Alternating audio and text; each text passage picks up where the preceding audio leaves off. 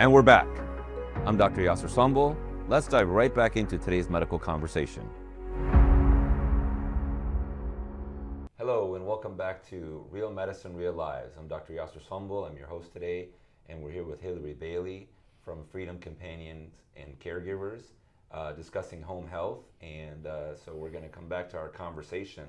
So some of the things I'd like to talk about in this segment would be to talk about transitioning to home health. And when people are looking for home health and transitioning to that point, how do they go about making a decision? Because there's so many, obviously, home health agencies and companies. Yes. And so how do you make the decision to say, this is the kind of home health care that I really want for my family member?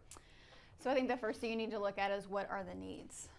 So since we do, non-medical in-home care, you're going to want to look at, okay, well, are they needing skilled, maybe skilled nursing care? Do they need to go somewhere where they can have, someone administer their medications, or maybe they have wounds, or maybe they need some physical therapy to get strengthened up? Or are they only just needing help with the things like bathing and dressing, and just need a little help inside the home? So I think the first thing you want to do is decide what kind of care is it that you actually need.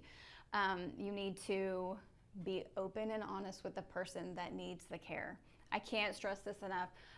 There have been situations where I've walked in and the family will say, well, we told them that you're from this place, because they don't. The person is very adamant about not having someone in the home unless it's for XYZ. You have to start that conversation and be open and honest with whomever is going to be receiving the care. Let them make decisions when it comes to their care. Let them have a say. If they have dementia, or are bedbound or something like that, that's different. But they need to have a voice in what kind of care they have. Again, start it when you're shopping. You definitely just want to, if you're going to go the agency way, things you want to look for in the agency are, do they send the same caregiver? Do they have backup when the caregiver's sick? For me, we have a nurse on my staff. There's tons of home care agencies that don't have nurses on their staff. So we're able to take those higher acuity level clients through end of life. You want to know, do they have background check? Do they have a valid driver's license? Are they safe? Are they someone safe that's going to be coming out to my home? It gets a little more complicated if you want a private pay caregiver, because the family, you're going to be the ones that are, trying to background, deal with taxes, deal with scheduling. Do you have a backup family member that can come in if that private pay person doesn't show up, things like that. And then you want to, when that person starts coming out, have a clear set of guidelines for them, like what are we doing in the time that you're here? What is acceptable for them to do and what is not acceptable for them to do? Start slow and give it time. What happens that I've seen in my company is we have a lot of clients who'll say, well, I only want you to come for 4 hours a day, twice a week. But they cultivate that relationship with that caregiver, and the family member loves the relief that they're getting. The client loves the help that they're getting, and they've formed this relationship with someone other than their family member that they talk to and that they love, and they end up calling and saying, hey, we'd like to have more time with Gina or Sarah or whomever is their caregiver. So start slow. If it's not the right fit, sometimes that happens with me as well. The caregiver may just not be the right fit for that client. So you want to have an option to say, hey, this person just may not be the right fit. Like, can we try someone else? And I think when you go through an agency, it's much easier to do that. So just a couple of tips.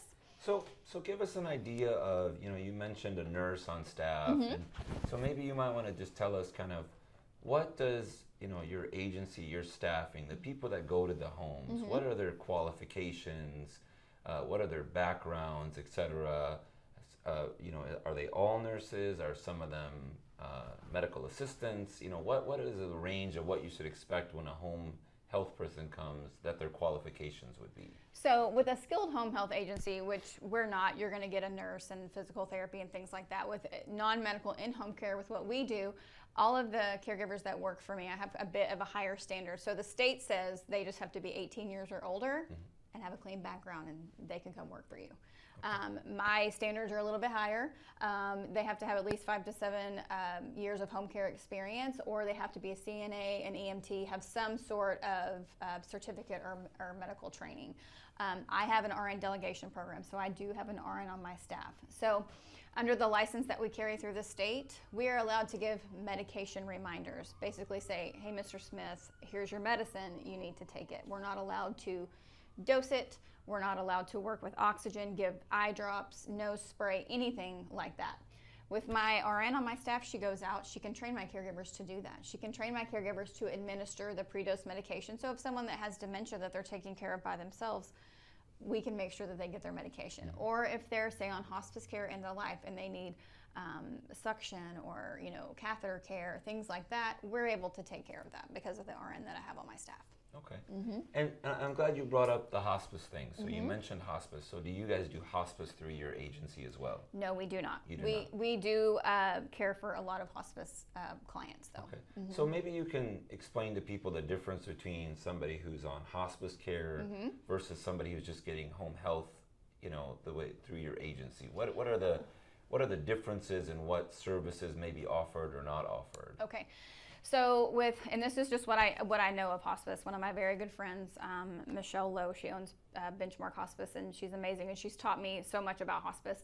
I think a lot of people have a bad taste in their mouth about hospice because they feel like, oh, if I'm going on hospice, it's I'm going to pass away in 2 to 3 days or a month, or it's just not that. It's just an extra level of care for somebody that has a disease that there is a chronic illness that there's no cure for. So with hospice, you're going to get a nurse that visits once a week. You're going to get a chaplain. You're going to get an aide that's going to come out 3 times a week to bathe you.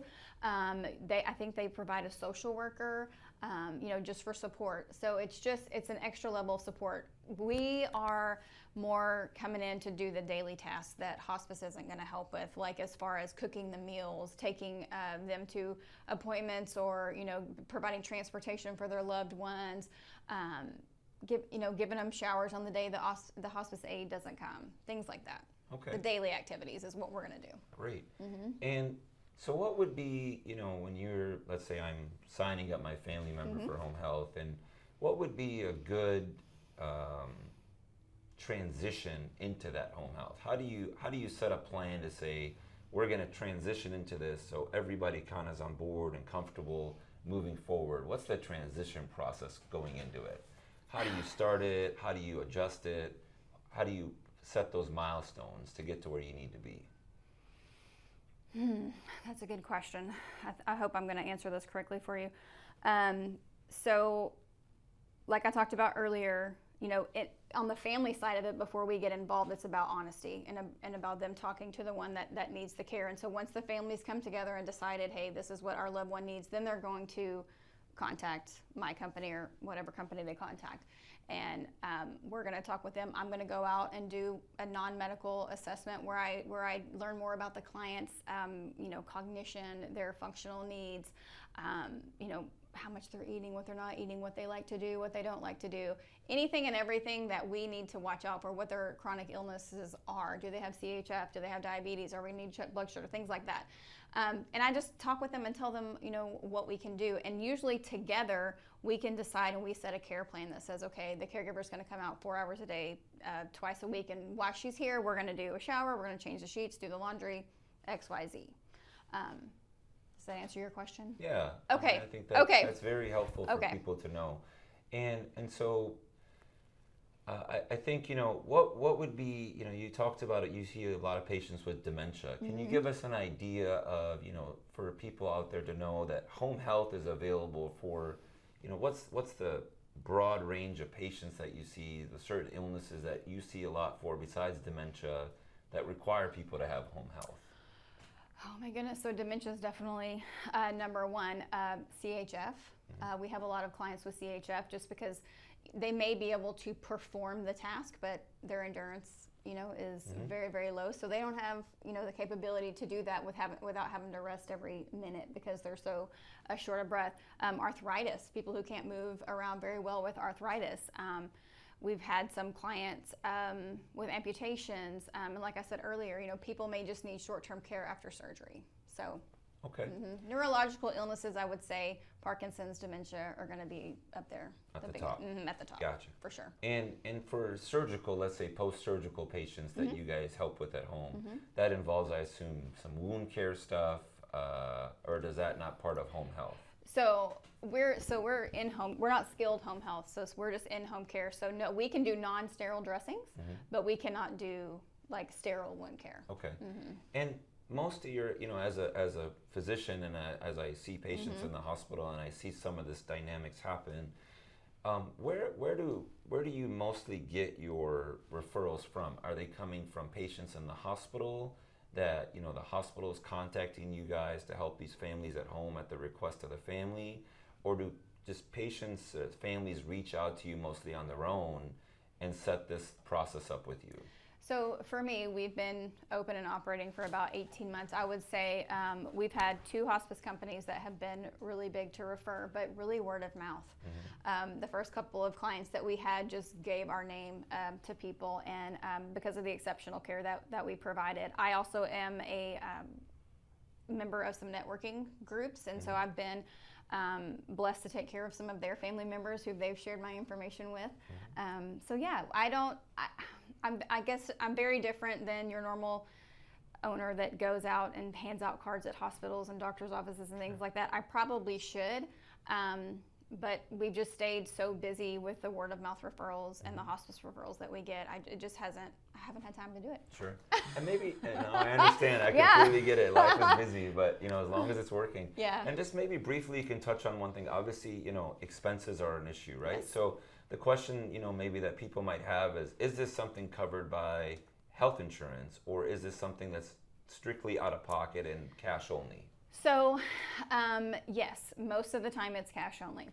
Now, the 2 questions I always ask people when they call in first. Number 1 is your loved one a veteran? If your loved one was a veteran that served in wartime, I beg of you to call the VA and get them in the system and try to get them benefits if they need help, because the VA will provide what's called aid and attendance. So do that. Number 2, long-term care insurance. If you don't have it, Dr. Sonbol, get you some. Okay. You got it. Long-term care insurance will cover most of the cost of what we do, but a lot of people don't spend the money on it because it is very expensive, and it's one of those, if you don't use it, you lose it. I am 45 and I have some. My husband and I have it because I know how expensive it is. But yes, expense can be an issue. Gotcha. It really can, because it can get costly when they need, more than, a week, Sure. It can get expensive. Great. So. Well, Hillary, it's really been a pleasure Thank speaking you. with you. It's been a lot of fun. I've really enjoyed this topic. And if you can just let the viewers know how they can get a hold of you at Freedom Companions and Caregivers. And once again, how they can get a hold of you and reach out to you if they need your services, that would be great. Awesome. So guys, you can reach us with our phone number at 346-468-1000. You can go to our website, www.freedomcaregivers.net, and you can type your information in there. I'll get an email and give you a call. You can go to our Google page and put your information in there, which I'll also get an email, and we'll contact you to set up your free assessment. Thank you so much. Thank you, everybody, for being with us. We'll be back in a little bit to continue the show. Stick with us. We'll be right back with more real stories, real breakthroughs, and real lives transformed.